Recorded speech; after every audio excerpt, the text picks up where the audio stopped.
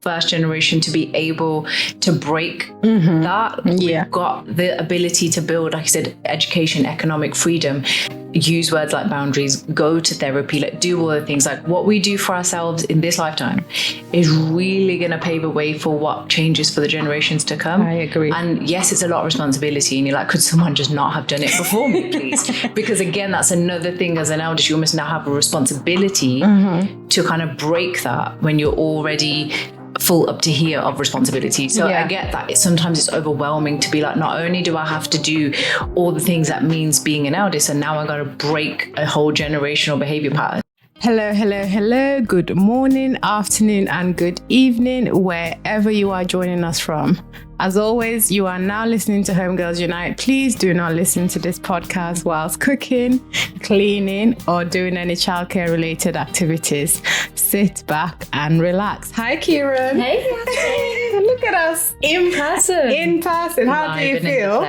I mean, a bit intimidated because there's lights, cameras, mics looking at us, but also really good. I feel official. How do you? That's a great word. I feel official too. So let's talk about how this came about. This whole video podcast. It was all Kieran's idea, guys. No. She was like, I think we should do more visual stuff. Yeah. And I think right now where everything is, everything's on more video, visual, etc. That doesn't mean we're going to stop the audio one though. We'll continue with that, and you'll also hear Senya on the audio one. But I'm so excited to be here and have you. How are you? I'm good. I just wanted to say, when you said it was all Kieran's idea, I was like, was it? Because me suggesting something on camera is the least me thing to do. As you know, I don't like to take pictures. I don't like being on film. No one even knows who I am in my own organization. Like, I am like incognito most of the time. So when you just said that, I said, did I really? Was that me? Like, is it me? Am I the drama? But I'm glad you've done it because I think it's just forced out of a comfort zone. Yes. And if it works, great. And if it doesn't, the audio is still there. And we still have all of that. So back to the other question. I forgot what you asked. How are you and how's life? Oh, that's loaded. That's a loaded question. Oh, how's eldest daughter life? That's double loaded. Because already this morning it was one of those where I was just like doing this thing and going to this meeting, and then family are being family, and I'm sorting these things out. And I was like, I just wanted to get up on a Friday and just relax, come in, film this, like be like, easy. And then I was reminded that I was like, you are an eldest. You can't just do that. No, like why would people let you have a nice long weekend? What do you mean? When they have parents. Yes. When they can bring the drama to you. Exactly. So it's eldest life is eldesting right now. A lot. I would say. What about you? Eldest life for me, I think I'm becoming stricter, which I think everyone should be. I think as eldest daughters, one thing, we panic too quickly. When we feel like things are about to, or someone's about to get upset with us, or if I don't do this, the whole family is going to collapse. We literally throw ourselves under the bus to make sure everyone can ride past us smoothly. True. I'm done throwing myself under the bus. I'm in a space now where I'm just like, I too am a child. I'm a child of God, and I might not be a baby or my mom's last born. I might be the oldest in the family, but I think we all deserve to have that space held for us as members of the family, not just, because you're the youngest or you're the parent or you're like in retirement age, everyone should baby you. I too want to be babied, right? And I think that's what I want more eldest daughters to do. Sit with the guilt. It's okay. Yeah. The guilt will pass. Yeah. Like, be relaxing with the guilt. Yeah. Don't do everything and then feel like, oh my God. Do you have that thing where you agree to something and then literally as soon as you agree to it, you regret it? Oh, yeah. Because you're like, why did I do that? Why did I agree to this? 100%. So I'm in the space where I think people might say, oh, you're selfish. And I say being called selfish as an elder should be a compliment because a lot of us have lived giving so much of ourselves to others. True. So I'm great. I don't know about anyone else, but I'm great. And I think it's just important to acknowledge that when do we stop? Because the amount of things I see elders experience going through our health. Yeah. It's never ending. And some people take. They're never going to tell you to stop.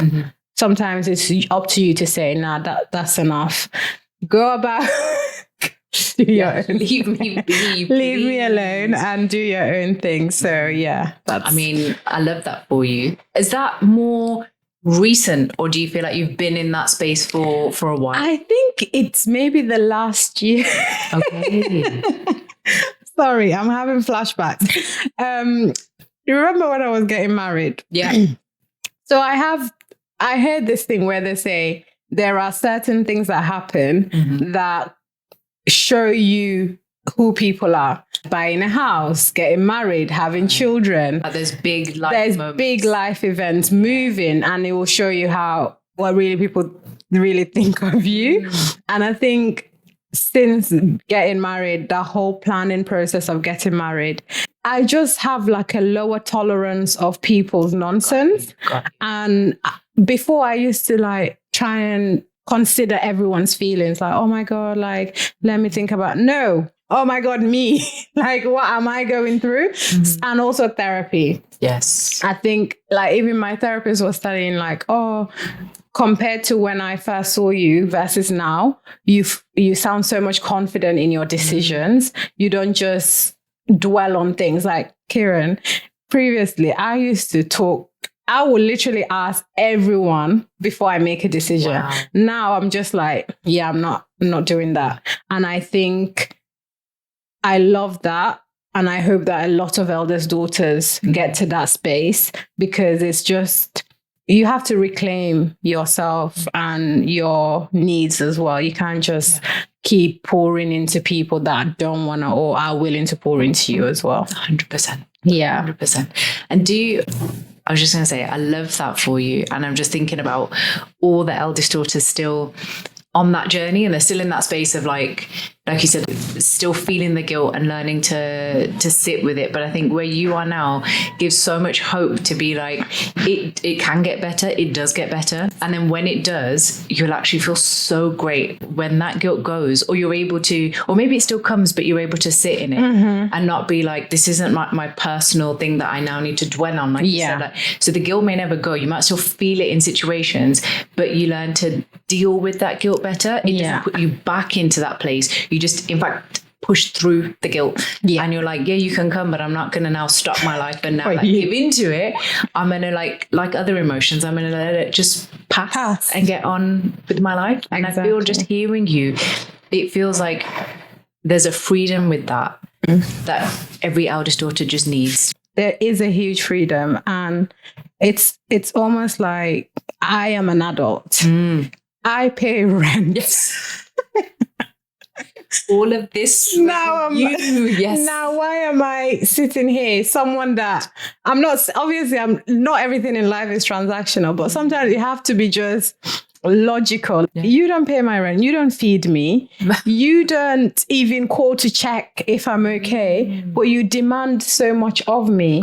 Why is that okay? And I think it's even worse in immigrant families, because there's this expectation of you do everything for your family unquestioned. So it doesn't matter if they're asking you to jump. Just jump without asking any questions. There's that whole respect. It's unconditional in immigrant families. You're not supposed to have conditions.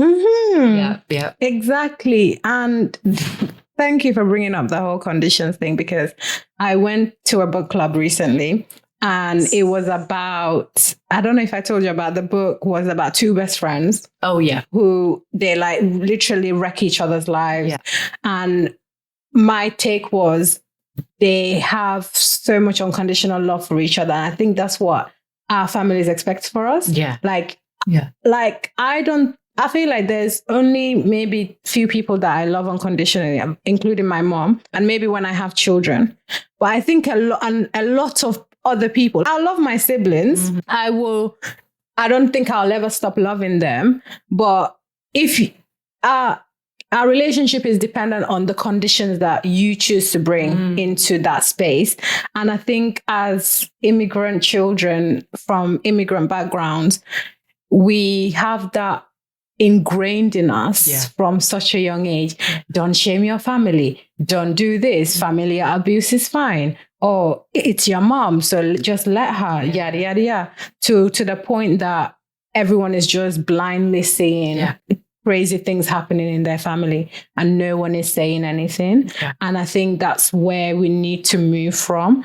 I always, when I talk to eldest daughters in the run sessions, I say to them, you need to start stripping labels from your family. Don't, like, if I see you as Kieran, there's emotions attached to me seeing you as Kieran because we have a relationship. But if I see you as a girl that's trying me, if a random person tries me, I'm not going to let them, right? Yeah. So why is it that Kieran gets to get away with constantly? So there's an emotion attached to mom.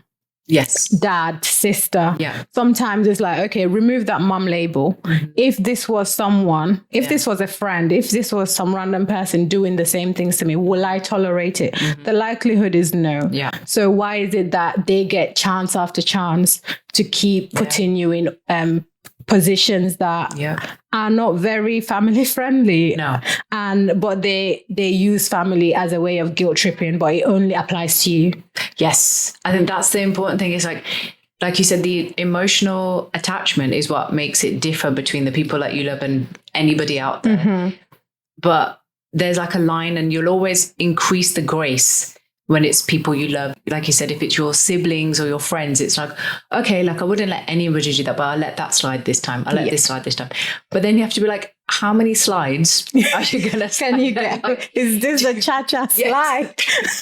How many before enough is enough, or you're able to just be like, no, or that's not okay, or just like leave me alone? Yeah. Because I think there's like that fine line. I know some people will hear this and be like, yeah, but it's family, it's different. And yes, it is in many ways. Mm-hmm. But also, just because it's family doesn't mean that lines aren't crossed. Yeah. Like you still, the idea of boundaries with family is still important. We will do it at work, we'll do it with friends, but then it's just like it just disappears when it's family, because you're conditioned to believe like you're not supposed to have any, like that's not a thing for like people from like our backgrounds, or like you said, immigrant homes, or if you're from this country, like, you know, that's a Western thing. We don't do that. But it's like, but that stops us from having the healthy relationships that we deserve with our family sometimes, because those boundaries are important. Yeah. And as eldest daughters, they're needed more than ever. Yeah. Like you need them. It's a survival tactic. Like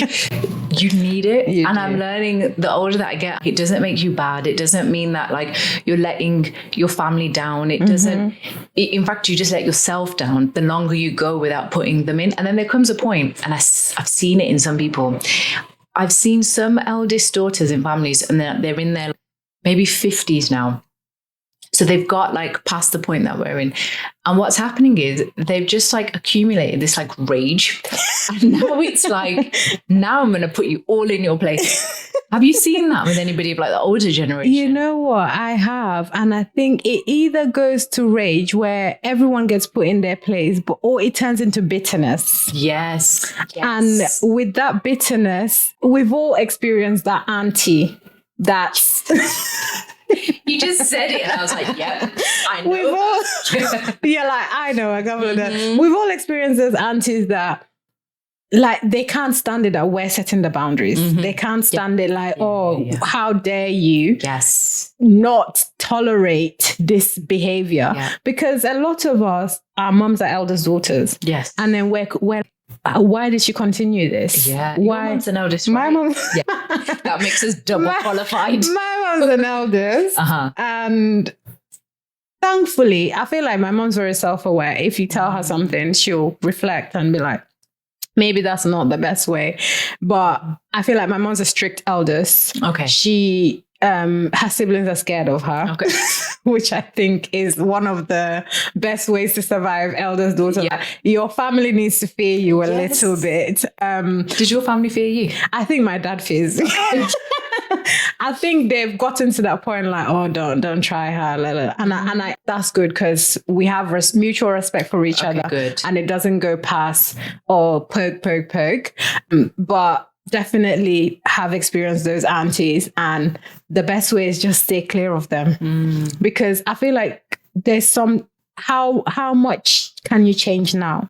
Because it's like you're in your 50s, 60s. And some of them don't even believe that they're doing anything wrong. Yeah. So how do you tell someone that doesn't see a problem with their behavior to change? And I hope eldest daughters in our generation don't get to that point of, oh my God, we're 50 and we're cussing younger girls out.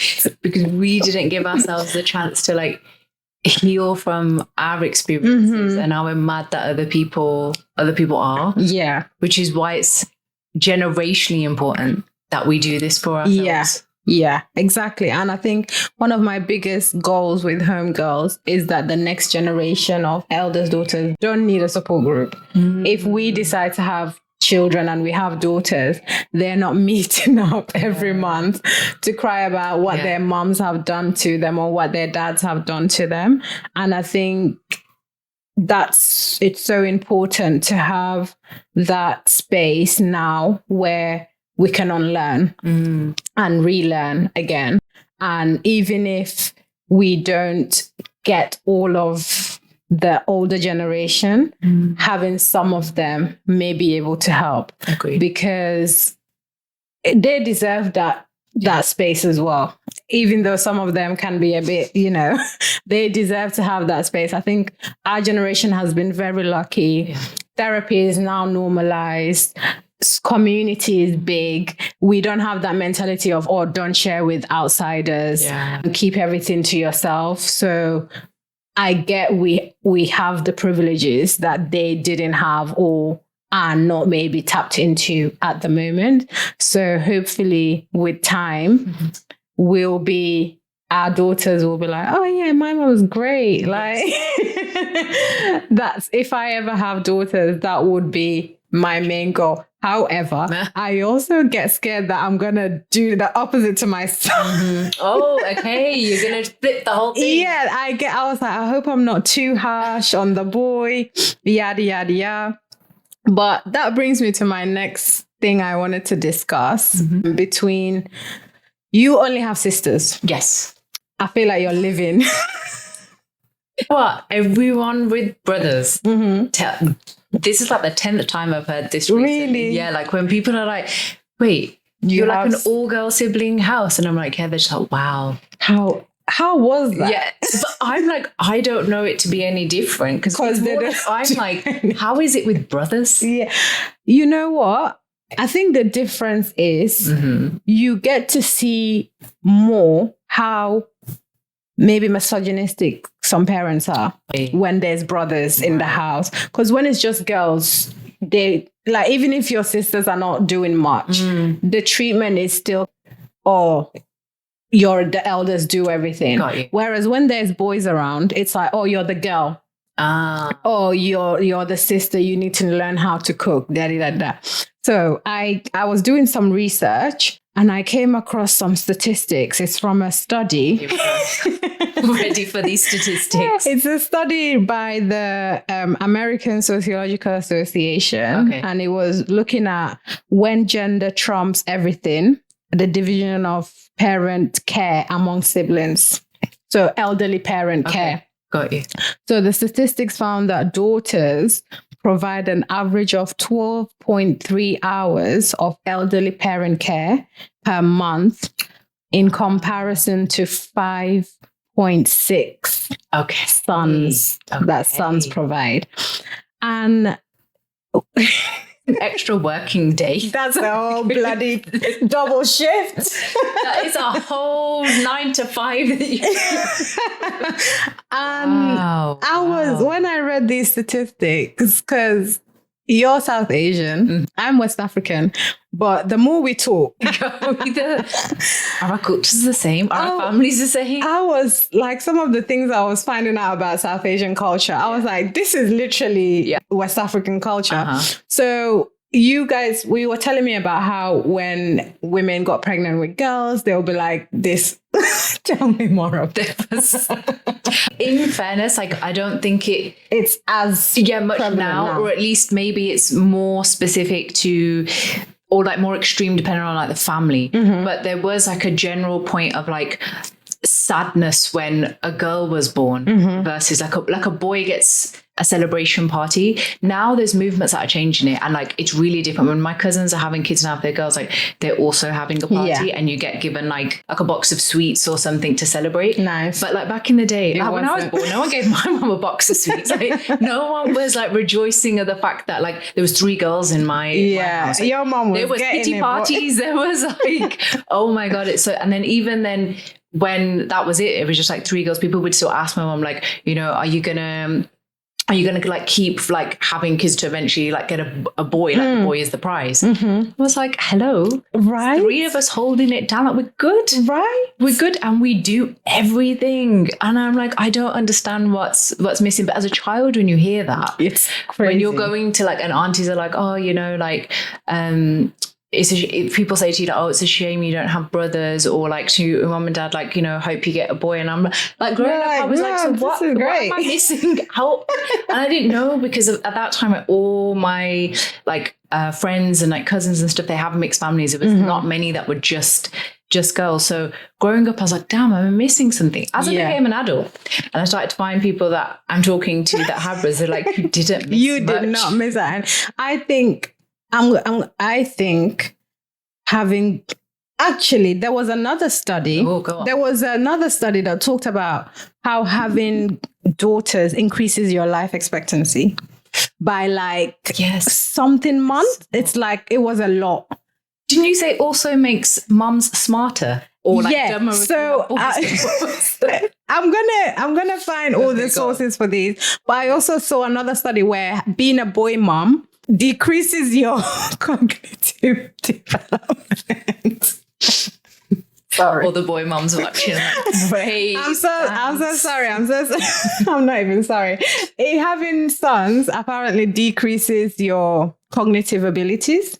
Wow. And that is wild, you know. Actually wild. That's crazy. So this is why it absolutely annoys me when, like, in Gambian culture, as soon as I got married, they're like, oh, I hope you have a boy. I hope you have a boy. I was like, anyone, any of you that try that, I don't want to hear it. And I'm like, you are all praying for boys. What are your sons doing for you? Like, you're so ready for me to have a boy because you want me to join your miserable company. So I'm like, I find a lot of this whole idea of, I think that's a reason a lot of people keep having kids, to have sons. Yeah. And it's obviously you're putting your health at risk. A lot of people don't even have the finances to be carrying on having bigger families. True. But, I want a boy. For what? Yeah.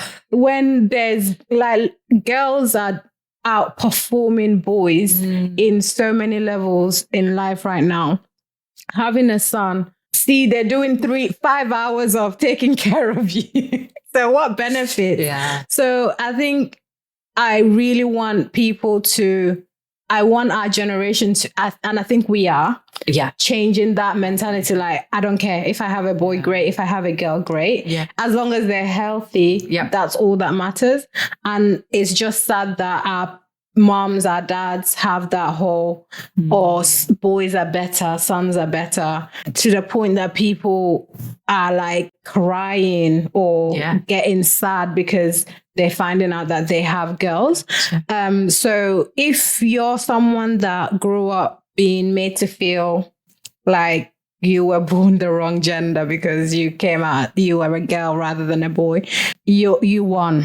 Yeah. Because being a woman is rough sometimes, but I would choose being a girl over and over again.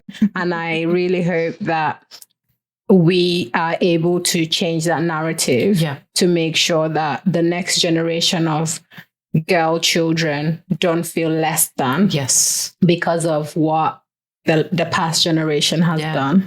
100%. They've tied like the worth into genders in families, and a lot of many cultures, even if we're on different sides of the world, it's the same thing, which is wild. And I wonder, like, and I know in some cultures, especially back home rather than like here in the West, there's things tied to like, because boys, I don't know, the land gets passed down, or like finance get passed down, and it has to go to the sons. And so like there's that importance placed on like, well, we need like an heir to the family, and that's going to be a boy. Personally, I'm like, can the heir just not be a girl? We're really good at money management, really good at conflict resolution. Like, I think you've been passing it down to the wrong. Literally, like, the family could have generational wealth if we passed it on to the to the right people. Like, I don't think our families understand, or like ancestors understood, that you'd have been thriving if you'd have let the girls get the education that they like deserved, and then if you'd have passed the stuff down to them, like the whole village, the whole thingy would have thrived. Would be great if it went down. So I'm like, their thing, and I know a lot of the time it is that, it's because like, because these things are supposed to go to the sons. So if the family doesn't have any, like, what happens? I'm here. Exist.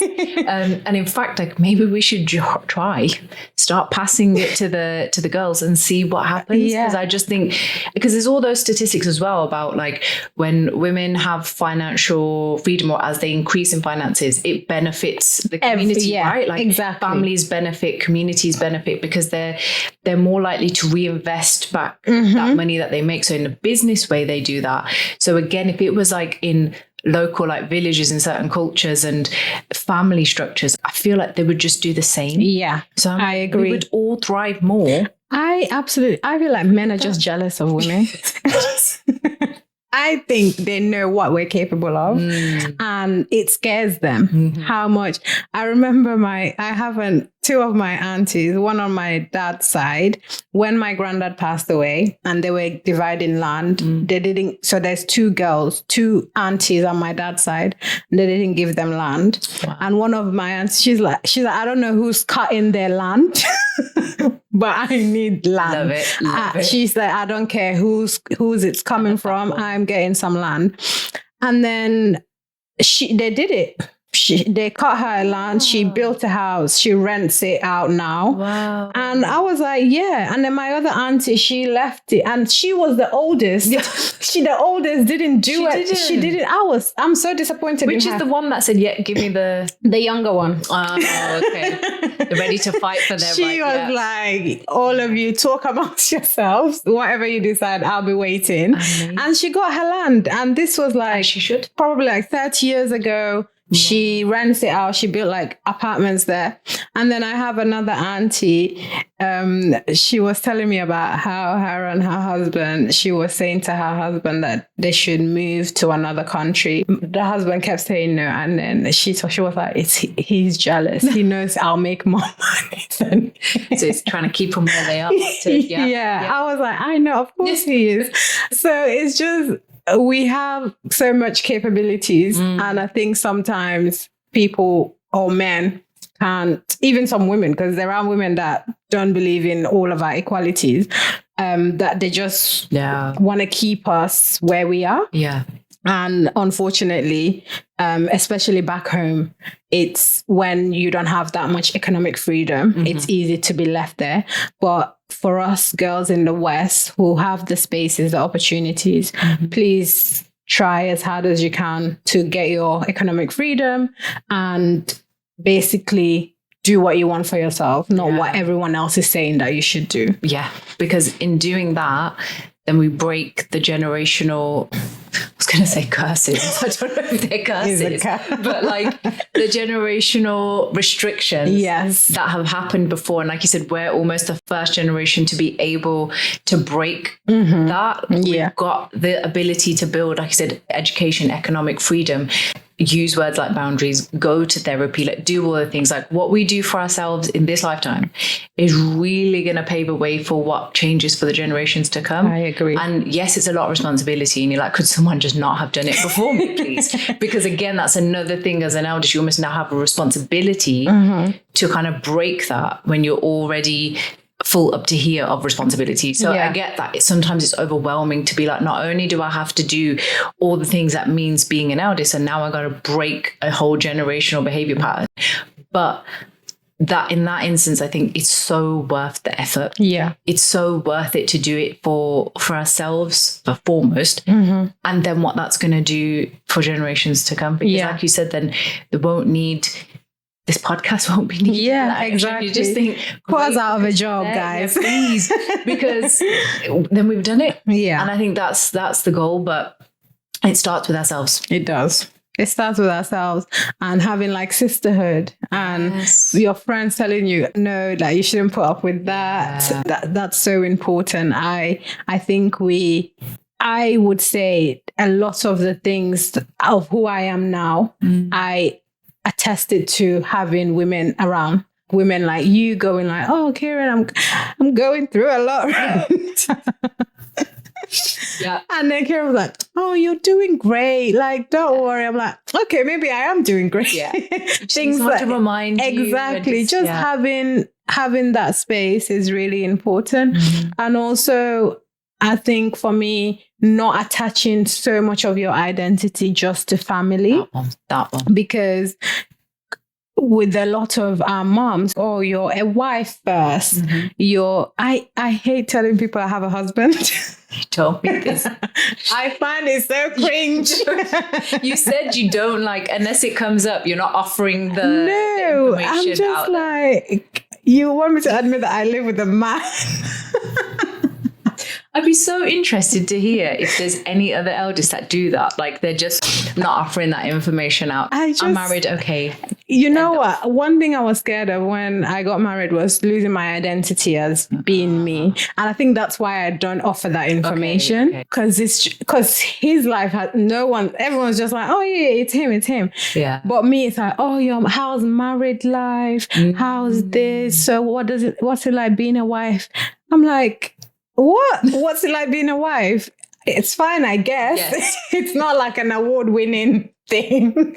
So I really want to have don't get me wrong. I like my husband. Like he's a great man, but I also don't want that to be who I'm known for. Yeah. Or I'm this person's wife, or I'm a married woman. No, I'm Yasin. This is what I like doing, etc. And everything else is part of me, not like the center of me. Right. And I think that's really important. Yes, it is, because you're not built around that. Yes. So like marriage is the center point, and the rest of you kind of is around it. You're like, this is me in my entirety. And I also happen to be married, just like I happen to run this organization. I happen to be this person and this person and this person. And I think that's such a powerful reframing for women, because already when you get married, things like you become Mrs. and Mr. doesn't change. God. Or like things just change already on like your government documents. Yeah. Like you have to tell the world, like, because if you're Mr. something, whether you're married or not, no one knows. Until you tell them that you're married, they wouldn't know. But the moment you're Mrs., everybody knows that you are. So there's already like society cares a bit too much. Yeah. Like everybody's in your business all the time.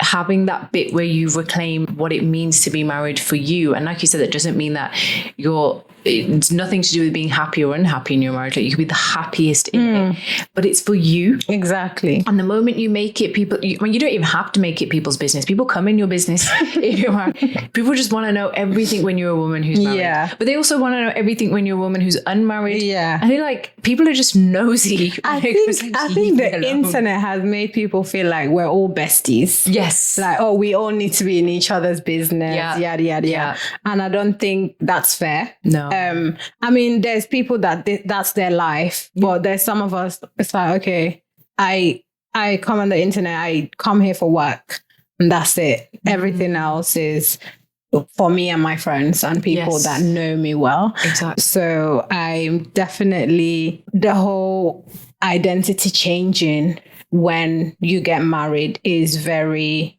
is something that I was scared of. And being married to someone that's Nigerian, marriage is like a huge thing. I remember we were in Nigeria for like 2 months, and then I got sick. We went to the hospital, and the guy wrote my medication, and he put Mrs. Yasin Berjan. My dad is Berjan. I'm like, see, you didn't even know. You just assumed that it was. And I was like, because I'm not changing my name. Okay. And it made me laugh because I was like, look at you making assumptions. Yeah. And just because he didn't even know this was the person I'm married to. We just went to the doctors together, and you just saw me with a man and you assumed that I'm a Mrs.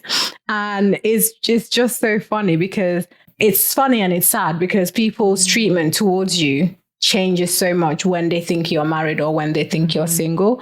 And I'd rather you didn't know my marital status and just treat me because either I'm nice to you, that's why you're being nice to me, not because, you think there's a man here, etc. So hopefully, for especially women of color, marriage is a thing that's pushed onto us, and it feels like your success is equal to being or not being married. And I'm like, I'm so sorry, but it's not that serious. Do you think there's a certain level of pressure as an eldest daughter to either like set the example, or hurry up and get married first, or also get your marriage like right? Because your siblings are going to look at the way you are as a married person. And if anything goes wrong in theirs, it's kind of your fault for setting that example. I think definitely a lot of eldest daughters experience that. Thankfully, my parents have never pressured me to get married. And I hope my siblings don't look up to me, because I'm doing my own thing. Do your own thing.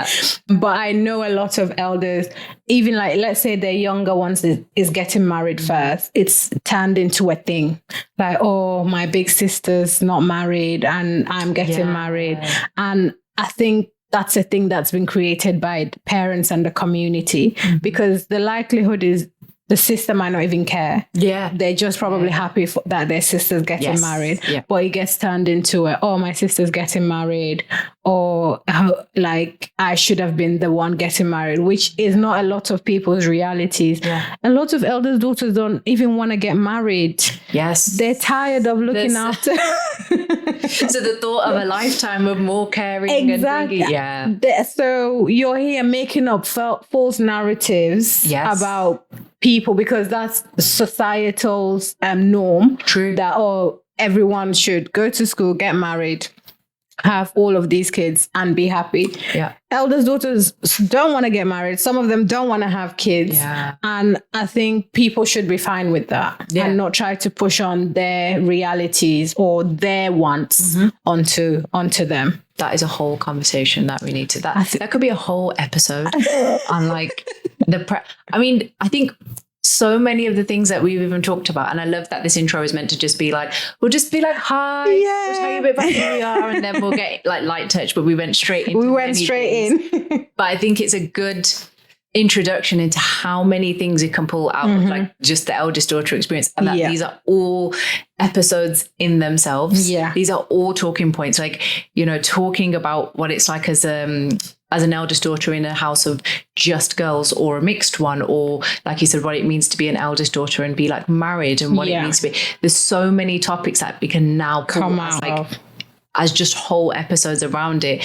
And then obviously we go a bit lighthearted when we start talking about eldest daughters and characters in TV, because we still have to talk about how we dissect Desperate Housewives according to birth order. So there's so many ways, or so many things we can touch on, because I think the more you sit with it and you go, okay, I'm an eldest daughter, what are my experiences? And when we were talking about what are the different types of episodes that we could do, like what could we talk about, the list just became like never ending.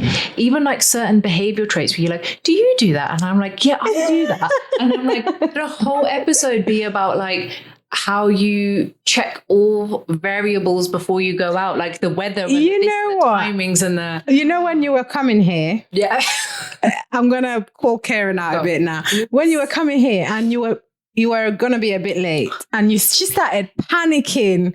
I was like, relax. But I also get it, because if I was in your shoes, I'd be panicking like that. Yeah. She was like, oh my God, I'm so sorry. I'm like, girl, it's fine. This is not school. So I think that, what's the word? Being rule following. Yes. Because you're like, I'm gonna be here at this time, and now you're like, I'm gonna be 15 minutes late. Yes. And you started stressing. I hate being late, but I feel like a lot of eldest daughters are timely, because like you said, it's a rule, right? It's like, out of all the siblings, if somebody says 1 p.m, I don't know about you, but I'll be like, even 5 minutes before. Just I wanna put out just in case something goes wrong. Exactly. That's gonna stop me from being exactly. So you do that before, and then you're like, that gives me a minute to breathe. And then like, if the person said that, I respect the time, so I'll be there on time. Yeah. Whereas my youngest sister, if you say 1, if she strolls in at 2, she'll be like, yeah, it's the same thing. Like, you're like, it's excuse me, same. But I invited you at 1. Like, what if I've timed something? I was making you to be bang on when you come. Like, I want it to be ready, like this, or just anything. Or if we've decided to meet up somewhere and we're going there for 1, why are you coming at 1:45? At that point, I'll just leave. Exactly. So I'm like, so then when I was like, I got to the train and it said 13 minutes. I was like, but I'm supposed to be there and thing. You're like, I'm supposed to be here now. And I was like, I'm going to text Yasin that this is my update time. And then I was like, how many times should I update her? Or just like throw it out there and like turn up? But again, it feels like there's just those things. And I see it a lot in other eldest. I do not see it in like youngest. Yeah. And I'm like, is it that again, like even little things like you're going to be 15 minutes late, it lays a layer of guilt that's sometimes not needed. Yeah. Like in that instance, we're okay. Yeah, we're but fine. It's like, but you have that moment, like you said, of panic. Yeah. Like, oh my God, I'm supposed to do that. So like, that's a whole episode. Like I didn't realize until I saw that my other friends don't do it, that I'm not eldest. Like before I go out, like I'll check the weather. Yeah. Day. Like I can't believe people live without checking the weather. Yeah. And I'm like, I need to check the weather. I need to know like the train schedules. I need to know if things are running on time. And people just like, I just turn up in the world. And I'm like, how does one just turn up in the world?